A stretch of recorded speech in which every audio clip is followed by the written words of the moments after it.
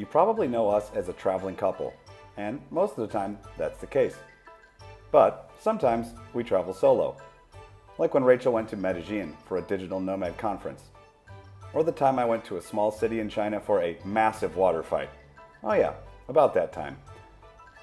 So we were living in Kunming, China, and I traveled to the Xishuangbanna region to celebrate the Dai New Year, which is similar to what they celebrate in Thailand.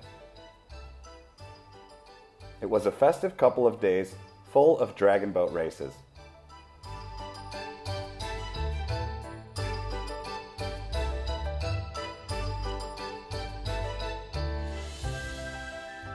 As is usually the case in China, there was lots of meat on sticks as well. I traveled to the Buddhist temple to experience the spiritual aspect of this important holiday.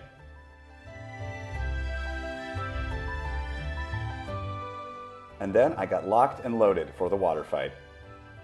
As the only Lao Wai, or foreigner, in a huge crowd, I was an easy target. While this was all fun and games and totally safe, it's still a reminder of why travel insurance is a good idea for solo travel. We roll with SafetyWing and they've always been good to us.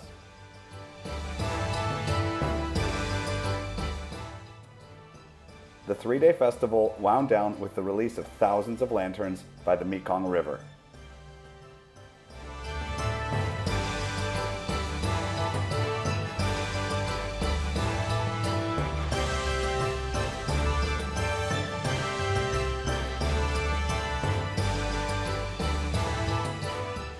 Sitting on the bridge by myself, I had the chance to reflect on a great solo trip.